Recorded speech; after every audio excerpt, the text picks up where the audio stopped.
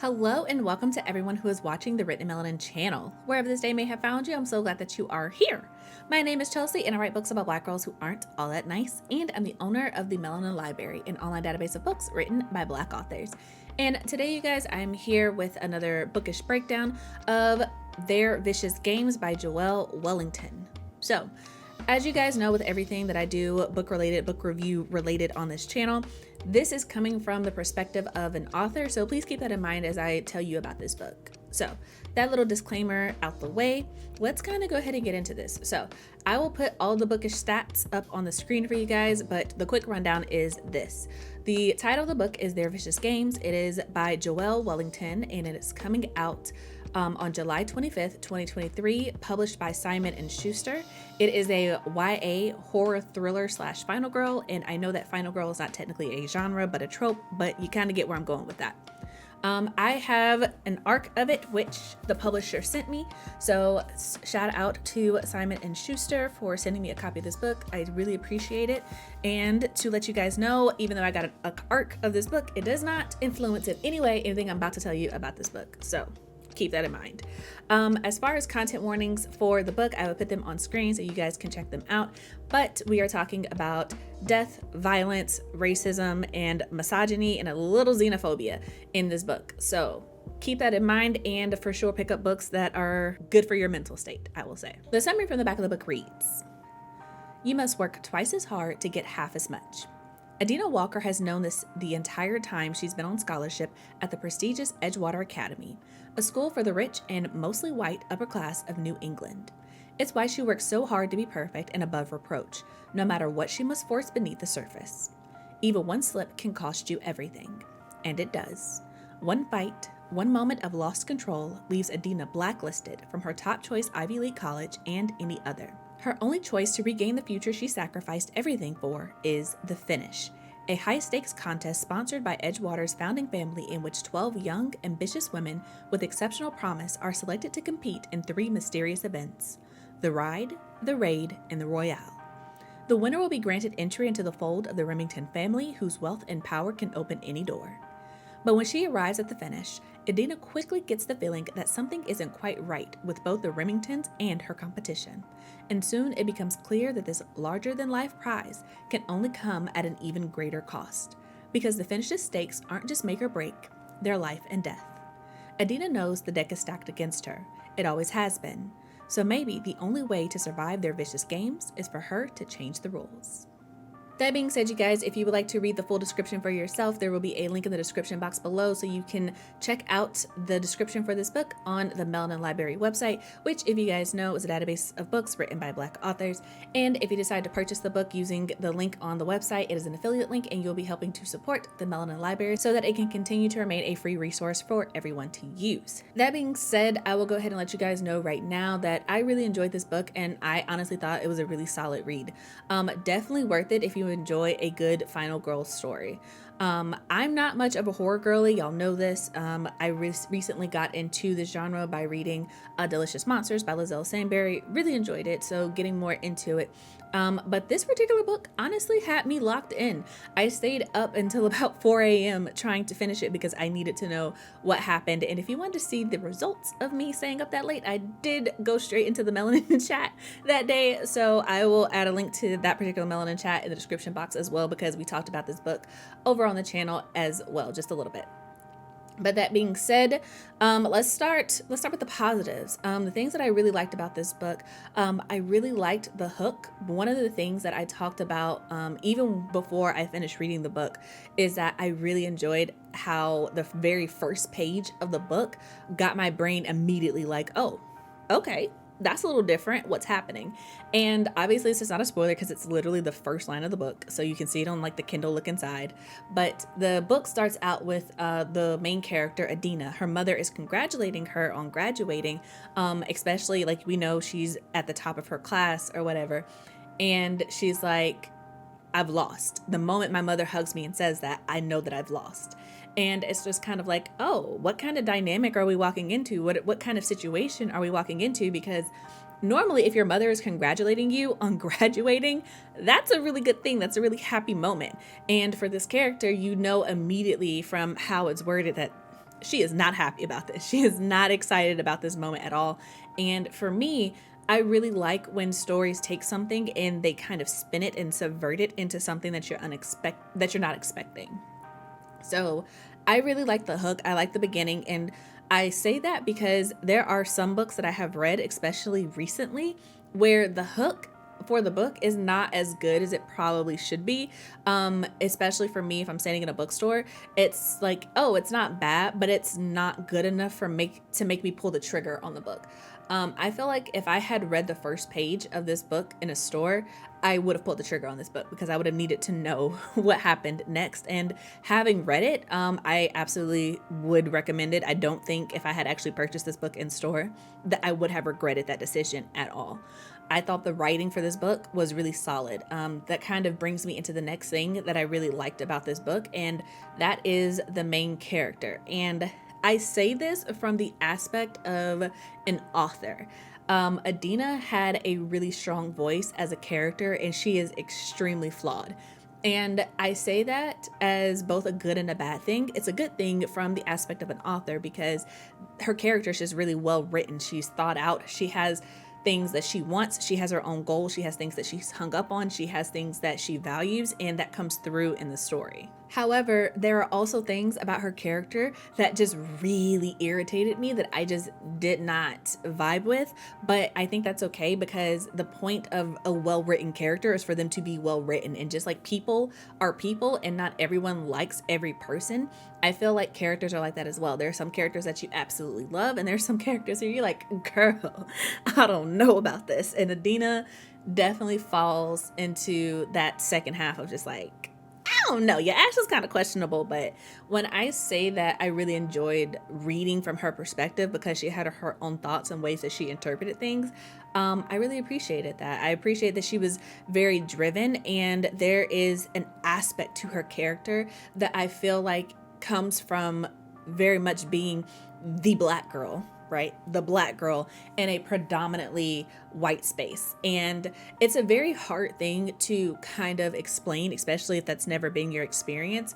But as someone who grew up in spaces like that, there were certain aspects of her personality that, even though like I personally like to think that I've healed from a lot of stuff that I've had to endure, there are some things that just like, oh, I know exactly where she's coming from. I know why she feels this way. I did not need a lot of convincing to understand why she did what she did or why she decided to join the Finish. Like those things and the consequences that she was having to suffer because of her one bad decision, I completely understood her reasoning from the very beginning.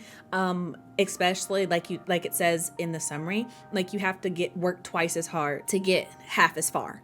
You know, that's just something that you understand, and like you have to be on your P's and Q's, and one slip up can cost you everything. So that's something that I innately understood from like the first page once you understand the setting and where this character is coming from. So that being my background, even though I didn't really like Adina as a character, I didn't hate her. Like I understood where she was coming from, and she was just a very driven character, and she knows what she wants, what she's after. And I really love the fact that her character as a person, like she never lost who she was throughout the book, even going through all the things that she was going through and had to face in the book. Like she still retained her personality, and she grew throughout the book. So even though she's the same person, she's grown as a person from page 1 to the end. And I can appreciate that both as an author and a reader, even if I don't necessarily vibe with the character personally. The last thing that I thought was really good that I enjoyed about the book is actually the pacing of it. For a horror thriller, pacing is really everything because you want to be kept on the edge of your seat. You want to be like, okay, what's going to happen next? And I think that this book handled it like really well. There was just a really nice balance of like action and then stress and then intrigue and then the introduction of new information. There was just so much balance to it because, like the summary says, there are like 3 games that have to be 3 challenges, I'll say, that has to happen in this game. And as you're going through it, you know, you have moments of information and things about the other contestants coming to light. And then you also have interactions with the other characters and new information, but it's not like a dump. Like you feel you feel for Adina as she's going through it, because you're like, oh, what isn't this person saying? Why is this happening? What information is missing? Especially once you kind of get the rhythm of the game a little bit, then you're like, oh, she got through this, but how is she going to deal with X, Y, and Z the next time? And I feel like there was just such a good balance between the actual challenges that had to be faced versus the lead up to the challenges. There is one slight caveat to that, but I'll talk about that a little later on. But I did want to say, like, overall, the pacing was really good, and I enjoyed that the conversations were also really well paced, like within the conversation. Oftentimes I find that with books, especially as of late, the conversations are just really too heavy-handed for my taste. They're too heavy-handed, they're too straightforward, because most people, in my experience, they don't talk in straight lines. They talk in subtext. They talk in things unsaid. And I feel like sometimes a lot of dialogue in books can be far too straightforward. Like, no one's just going to spill all of their secrets unprompted. And so I liked that in this book, while there were some characters who were very direct and straight shooting, every character was not like that. A lot of characters talked, like I said, in subtext and spoke between the lines. And I appreciate that, especially considering the nature of the finish and what it was that Adina was having to face. It kept the book interesting, and it made the conversations seem more real without losing the tension that was building up in the story. It gave you just enough. It gave you just enough of a breath of, oh, okay, we've got new information, before throwing you into the next obstacle, the next challenge, the next thing for Adina to have to face. That being said, there are a couple of caveats that I want to throw in for this book, for things that I personally, as a person, as a reader, did not care for. Now, this is purely 100% my opinion. This is not necessarily from the perspective of like the craft of writing as an author, but just having read it, these were kind of my two things that I feel like I should let you guys know, in case you're thinking of picking up this book. So, the first one is, while the majority of the book had me like locked in and flipping pages, like I said, I was up until about 4 a.m. reading this book. The first 100 pages really had me feeling like, okay, so like, let's get to the game. When is this going to start? And not in the sense of like, oh, when is the book going to start? But like, literally, when is this life or death game when is it going to start? The pacing, like I said, isn't wrong for the book, but there were aspects of the book where I felt like it was, I don't want to say over-explained, but I feel like it was kind of stretched out when it could have been condensed for my personal taste. I feel like at the beginning, there is a lot of like schmoozing happening with the people who are setting up the game, that I'm just kind of like, at the beginning, you don't really get the full tension that's happening with what's coming up. And again, that could be because I'm really like new and naive to this trope. It could be because I'm, kind of like, okay, let's get to it, and I'm a little impatient, or I don't know, that part just didn't resonate with me like the rest of the book did. And also in like that first 100 pages, you have a lot of explanation for why the main character is doing what she's doing. And like I said earlier, as a Black girl who has grown up in spaces that are predominantly white, there was so much about Adina that I understood like innately. Like, I did not need to be explained to multiple times about her reasoning or how she came to this conclusion, or why she's willing to risk quote unquote everything, not knowing what everything was. Especially knowing that she had gotten locked out of not just going to her choice school, but going to school at all when she's worked that hard through high school, and put up with as much as I know she's had to put up with. So it's just like, that made sense to me. I did not need it to be explained multiple times. And then there was also this aspect of introducing her friendship with another character that ultimately, finishing the book, I just didn't feel like was majorly important. Like, it was important, but on a scale of 1 to 10, it was like at a 4. Like, it played a role in the book, but it's definitely not a major role in the book, if that makes sense, at least in my opinion, my humble opinion. But that being said, after the first 100 pages, after the first death, once the game really starts, I was locked in. I could not put the book down. I was flipping pages. I needed to know what was happening what was going to happen next, how Adina was going to deal with things. I needed to know who was going to be next, because like I said, final girl trope, everybody don't make it. Let me put it like that. Everybody don't make it. And I just kind of wanted to know how things were going to play out. I wanted to know what was happening with the Remingtons. I wanted to know what was happening behind the scenes. I wanted to know how she was going to deal with things, how she was mentally dealing with things. Like, there were so many aspects of the story that just had me like flipping pages. Like, I needed to know. And there were moments where I literally was just like, and it was just so like crazy, because I was sitting next to my husband while I was reading, and he was like, what is happening? And I was just like, look, I know it is like 2:00 in the morning, but let me stop what you're doing right now and tell you the entire plot of this book up until this moment, because I need someone else to understand what I'm going through. So that being said, first 100 pages, I'm not gonna say they're slow. It's the most difficult part of the book to get through. And that's not to say the book is bad. And that's not to say the first 100 pages are bad. So take that with a grain of salt. I will say that if you are a Black girl who grew up in predominantly white spaces, you're probably going to feel similarly to how I felt, but just get through it. Trust me, just keep going. Keep going. The book is honestly so good beyond that. The second thing that I didn't like, and yeah, this is kind of the big one for me. Not gonna lie, this is the only thing that almost made me put the book down. And even then, like, I kept going, but I almost considered putting the book down over this. So this is kind of my big caveat. And that is the main character, Adina. She makes some morally questionable actions in the beginning to get an invite to this game.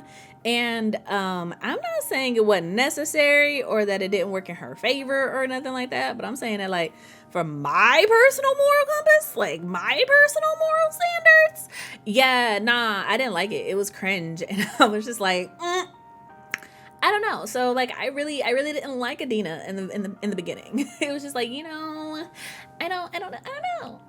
It's just cringe. Very, very, very, very cringe for me. Especially since when all of this was happening, the game was still an abstract concept for her. So my opinion of her changed over time, but at first I was very high key not into her personality. And this is kind of like relating to the quote unquote romantic interactions in the book. Let me be real with you. I didn't like any of her romantic interactions in the book. I thought all of them were very cringe. I thought all of them were like, ooh, girl, like, get yourself together, get your life. This is not the time, not the place, not the one. Like, ew. But that's just me. I personally thought all of her romantic interactions were side-eye worthy, and I just kind of like sped up. I didn't skip it, but I was like, yeah, let's get past this. But that's just me and how I live my life. And if you know what that means, great, you've spent some time on the channel. And if you don't know what that means, then if you read the book, hopefully you'll understand, but I'm not going to clarify it any more than that. But yeah. Other than that, you guys, I really didn't have any caveats with this book. Like I said, I thought that it was really good. I will definitely be checking out the other things that Joelle writes in the future. Like I said, this book was my introduction into the final girl trope, and I enjoyed it, especially the end. The ending, yeah, I was here for the end. I was definitely here for the end, and I would love to just see that animated on screen. Just like, I don't care if it's just like that one part, like those last couple chapters. I would absolutely love to just see that played out. So yeah, you guys, Joelle will be coming on the Written in Melanin podcast to discuss this book, Their Vicious Games, and her author journey. So if you're interested in that, make sure you subscribe to the podcast so you don't miss it. And you can also go ahead and subscribe to the channel because it's fun. Turn on the notifications so you don't miss any uploads. And yeah, that is it. Thank you guys so much for watching. If you watched all the way to the end, please drop a brown heart or a book down in the comments below to let me know that you watched all the way to the end. If you have read Their Vicious Games or you're interested in picking it up, let me know that too. And that's it. So until next time, you guys, I hope your days are lovely and your books are interesting. Bye, you guys.